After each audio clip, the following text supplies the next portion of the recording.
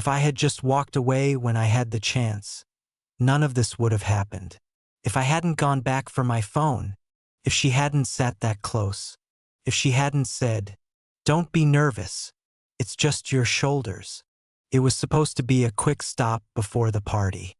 Jake had texted me last minute, "Come by, I'm running late, but my mom's home.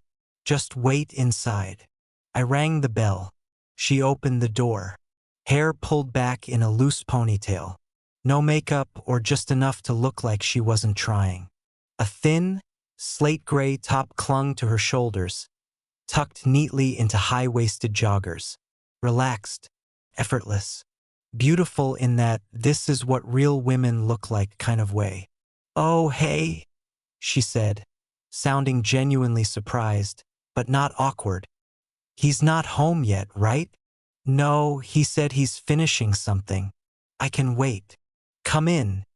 Don't just stand there like a stranger." Inside, the air smelled like warm citrus and vanilla, maybe from a candle still flickering on the kitchen counter. Acoustic guitar played softly from a speaker in the living room. Big windows let in the golden hour sun. Everything felt too calm. "Lemonade? Tea? Something cold?" "Lemonade's perfect," I said. "Good choice," she smiled. "Guys who drink lemonade always seem more grounded." "I like that." She came back with 2 glasses and sat beside me on the wide, low couch. Not too close, not too far. I perched on the edge, awkwardly holding my glass. "How's your back doing?" "My back?" "Yeah, your posture. You're probably always hunched over your phone. I bet your shoulders are a mess." "I do massage therapy here at home. Actual clients, real license if you're wondering." "Oh, that's cool. Sounds like a solid gig. Want a quick demo?" I laughed, nervous. "No, I'm good. Seriously." She gave a little shrug and kept smiling. "Suit yourself. Sometimes just 10 seconds in the right spot changes your whole day. But hey, free will and all." She took a sip. Her lips glistened from the lemonade. The silence settled for a moment, until she added, "Also, maybe don't mention this little offer to Jake. He overthinks everything and he's weirdly territorial. You know how he is." I chuckled. "Yeah, I won't say anything." "Cool. Let's just say this moment's ours. A little detour. No witnesses." I nodded. Then she leaned back slowly, arms stretching behind her head. Her shirt shifted slightly, revealing a subtle line of bare skin just above her waist. I looked away. She saw. She didn't mind. The air felt warmer now. I adjusted my seat, unsure what to do with my hands. I checked my phone, hoping Jake had messaged again. Nothing. She noticed. "Hey," she said. "I've got this menthol cream in the drawer. You'd love it. Just a dab on the shoulders. No strings, no pressure." I tried to laugh it off. "You're very persistent." "Not everything's an invitation," she said, sipping again. Then, after a pause, "Well, some things are." I stood up. "I think I left my phone by the front." "Go ahead."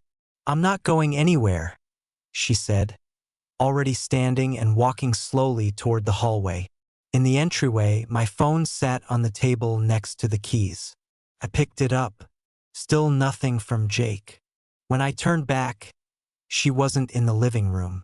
Then I saw her, just for a second, walking past the hallway. She'd taken off the top. A loose silk robe now draped over her shoulders. Burgundy, soft, slightly open at the chest. The hallway light made it glow. She turned and caught my eye. "Since you're still here," she said softly, "you might as well try the cream. I'm serious." She rested her hand against the doorframe, fingers tapping gently. "Just for your shoulders. Unless you're scared." I should have left then. I told myself that a dozen times. Just grab the phone, thank her for the lemonade, and go wait outside. But I didn't. Instead, I followed the sound of her voice. I keep it in the kitchen drawer, she said casually. The kitchen lights were low, just the stove light casting a warm glow across the counters. Outside, the last of the daylight faded, street lamps beginning to flicker on. She was barefoot, leaning slightly against the counter. The burgundy silk robe hugged her frame, loosely tied at the waist. She didn't seem rushed. She seemed completely at ease. She pulled open the drawer and retrieved a small white bottle. Shook it once. Menthol and eucalyptus, she said. Smells like a spa. You'll like it. Then she looked at me, tilted her head. You can sit if you want. Island chairs better height. I hesitated. Then I sat. She walked around behind me, still barefoot. I could hear the soft pat of her steps on the tile. Her hand touched my shoulder, just her fingers at first, like a question. I didn't move. She opened the bottle, dabbed the cream on her fingertips, and pressed it into the curve between my neck and shoulder. I inhaled sharply. The cream was cold, her hands warm. Breathe. Don't lock up, she murmured. The scent rose immediately, clean, sharp, like a sauna. Her fingers moved slow, deliberate, pressure and release. She didn't rush it. My shoulders began to relax before my brain did. I hated how good it felt. See? She whispered. Told you. Her touch moved down across my shoulder blade, firm and practiced. I closed my eyes for just a second, trying to focus on the cream, on the rhythm of her hands. Not the robe brushing against my back, not the faint sound of her breath near my ear. Then my phone buzzed in my pocket. I froze. She pulled back slightly. I grabbed the phone, checked the screen. Jake, be there in like 15. You good? I looked up. She had stepped around to face me now, standing by the counter. Her arms folded gently, but her eyes were still locked on mine. It's Jake, I said, clearing my throat. He's on his way. She smiled, faint, unreadable. Then we've still got 10 minutes. The air thickened instantly. I should probably wait outside, I added, starting to stand. She blocked me with just a step. Not aggressive, just placed herself there. It's chilly out, she said. Besides, what would you even say if he saw you walking out right now? That I was leaving? After a massage? She asked gently. With that look on your face? I said nothing, because she wasn't wrong. I could see it. Jake pulling into the driveway just as I stepped out, confused, maybe annoyed, and I'd have to explain, and I wouldn't be able to. She walked to the drawer again, pulled something else out, a small hand towel. She handed it to me. Here, for the cream. Wipe it off if you're uncomfortable. I took it. She leaned on the counter now, just watching. I'm not trying to make this complicated, she said, voice softer now. You don't have to stay. Then, after a beat, but if you go, you'll wonder. It wasn't a threat. It wasn't even seductive. It was something else, honesty, maybe, or challenge. I looked down at the towel in my hand. My shoulders still tingled. The front porch light flicked on outside. Motion sensor. Maybe a neighbor. Maybe Jake. I stood up. She didn't move. Her body was close. Closer than before. I stepped past her. Into the hallway. But I didn't leave. Instead, I turned right, toward the guest room I knew she used as a massage space. I'd been in there once before, months ago, when Jake was showing me the new paint job she'd done. Now the door was ajar. A low light glowed from inside. I stopped in the doorway. Everything was still. The padded table in the center, folded towels, a diffuser releasing a steady plume of scented mist. No music, just silence. Then her voice behind me. It's quieter in here. I turned. She stepped in slowly, walked around the table. Lie down if you want. I won't touch you unless you ask. I looked at her. She didn't smile. She didn't blink. This was the line. I could go back to the kitchen, say thank you, wait for Jake, or I could lie down. I moved toward the table. The robe swayed as she stepped back to give me room. I climbed up, laid flat on my stomach. The paper beneath my chest crinkled softly. She walked to the corner, picked up a small wooden box, opened it. Still just shoulders, she said. No pressure. You say stop. I stop. I nodded into the headrest. She began. Her hands were firmer now, more focused. She pressed deep, drawing long lines across my upper back. The cream melted into my skin. Her breath was calm. Mine was not. Then footsteps. I froze. Outside. Slow, deliberate footsteps on the gravel. She paused too. Both of us listening. I lifted my head. Is that? Shoo! We stayed still. 1 second. 2. 3. Then the footsteps passed. Faint voices. Someone walking a dog. Laughter. No car. No Jake. Not yet. She moved her hands again. I lowered my head. That was the moment I realized I'd made a choice, and there was no going back. She leaned closer. Her fingers slowed. You can stop any time, she said. But I didn't stop, and neither did she. The room felt different now. The same warm light, the same scent of eucalyptus and citrus. But everything had shifted. She wasn't just someone's mother anymore. Not just a woman in a robe. She was the silence between my choices and the fact that I'd already made one. Her hands still moved across my back, but slower now.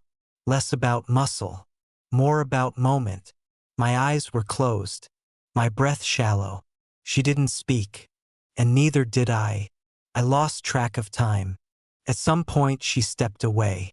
I heard water running in the small sink near the window. She returned, placed a clean towel gently on my back. Not rushed, not lingering. Take your time, she said softly. There's water in the hallway if you need it. I nodded, barely. She left the room. I stayed still, forehead against the headrest. My heartbeat had slowed, but my thoughts hadn't. What just happened? I hadn't kissed her. She hadn't kissed me, but that almost made it worse. It wasn't a mistake I could laugh off later. It was chosen, stepped into, and Jake was on his way. I sat up slowly, the towel falling into my lap. My shirt lay on the nearby chair. I pulled it over my head. My skin was warm and smelled like her hands. I opened the door to the hallway. That door, earlier it had felt like the edge of something, a warning. Now it felt like a threshold I'd crossed and couldn't uncross. She was in the kitchen again, refilling her glass of lemonade. She turned when she heard me. Feel better? I nodded. She smiled, small but real. I leaned against the hallway wall, not sure what I was even waiting for. Then I said it, low, careful, but honest. If he finds out, I lose him. Her smile faded. She didn't answer right away. He won't, she said finally. Not unless you tell him. I didn't respond. She stepped closer, setting the glass on the table. Her voice changed, less playful, more grounded. Look, I didn't plan any of this. You came over. He wasn't home. We talked. I touched your shoulders. That's all. You didn't cross any line. I did. She paused, then added, so if you need someone to blame later, you can blame me. That felt like something bigger than just words. She wasn't protecting herself. She was protecting me. I nodded once. It wasn't enough, but it was something. Her phone buzzed on the counter. She checked the screen, then looked at me. Jake, 2 minutes out. That single line hit harder than it should have. 2 minutes. 2 minutes until everything had to look normal again. 2 minutes to decide who I was going to be. She reached for a drawer and pulled out a small bottle of lotion. "Here," she said. "Put a bit on your arms. Menthol fades quick. This'll cover the scent." I took it, rubbed a little onto my forearms. It smelled like almond and vanilla. She watched. "Don't worry," she added. "You don't look guilty." That was a lie, but I appreciated it. The front porch light clicked on again. Motion sensor. This time it was him. I felt it. I moved toward the living room. The same couch. The same guitar playlist still humming faintly in the background. Only now everything felt different.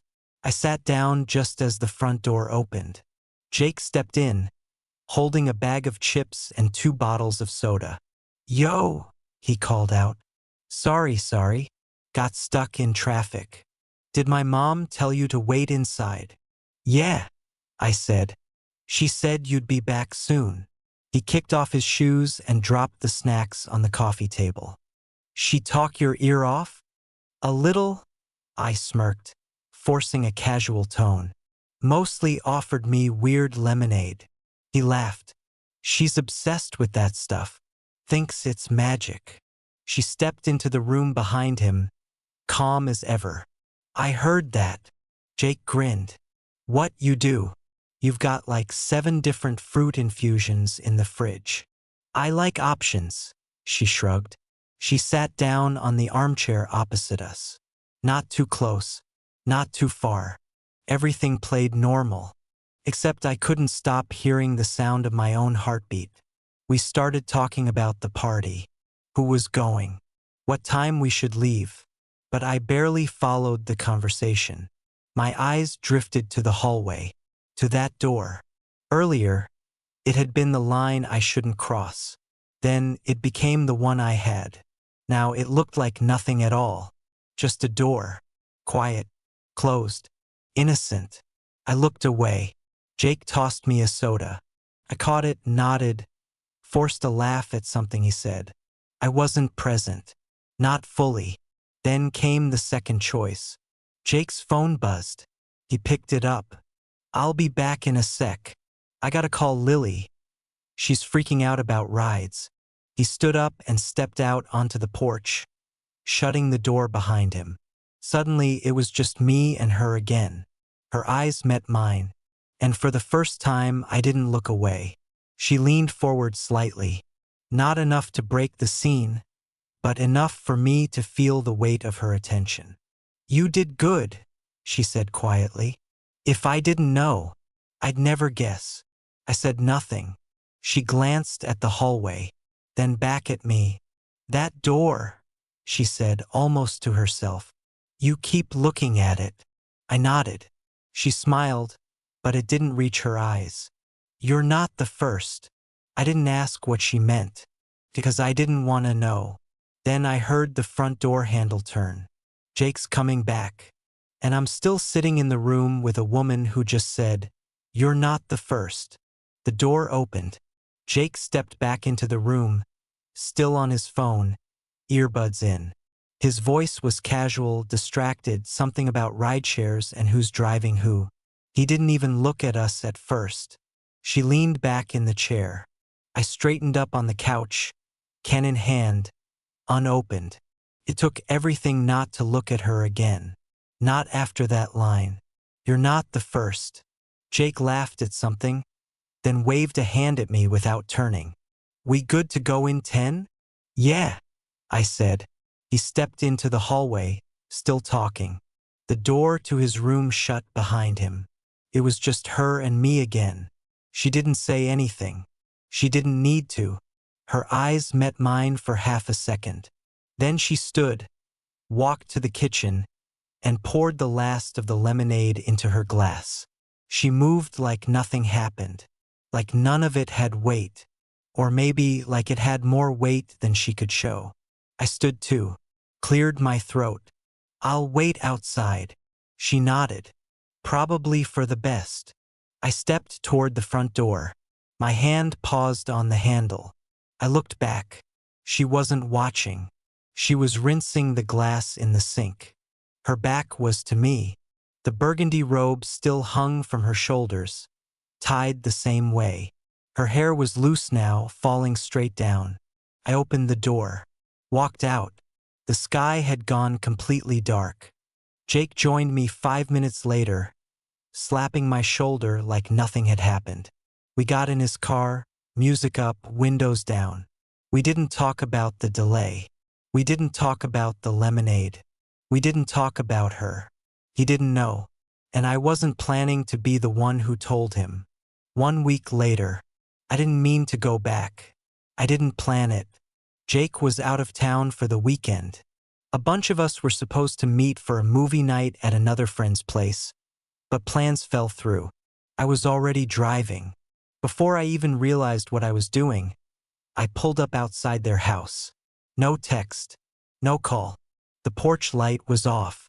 For a few seconds, I sat in the car, engine ticking softly in the silence. Then I stepped out and walked up to the door. Knocked. Nothing. I was about to turn back when I heard soft footsteps from inside. The door creaked open. She stood there barefoot, wearing a long dark t-shirt, no robe this time. Her hair was up in a loose knot. She looked at me like she'd been expecting someone, but not sure if it was me. I opened my mouth, but nothing came out. She stepped aside. "You shouldn't be here," she said. "I know." She closed the door behind me. The same quiet house. The same dim light spilling in from the hallway. We didn't go to the kitchen. Or the couch. She walked ahead of me toward the guest room. The door was half open, just like before. Only this time she didn't speak. She didn't explain. She didn't ask. And I didn't hesitate. Another week later, Jake and I sat at a diner, eating pancakes after a late movie. Music played from a dusty jukebox in the corner. I wasn't listening. He was talking about a girl he liked, someone from campus. I nodded, smiled in the right places. He had no idea. And every time he said, "my mom," I swallowed a little harder. He mentioned she might sell the house. Said she was going through something, but didn't say what. I stayed quiet. Eventually, we paid and walked out. He slapped my back. "Glad we hung out, man. Been a weird month." "Yeah," I said. He drove off. I stood under the streetlight, watching taillights disappear down the road. 3 weeks after that, I got a text. Just a single word. Lemonade. No context. No name. But I knew. I arrived 15 minutes later. The door was unlocked. The house was darker than usual.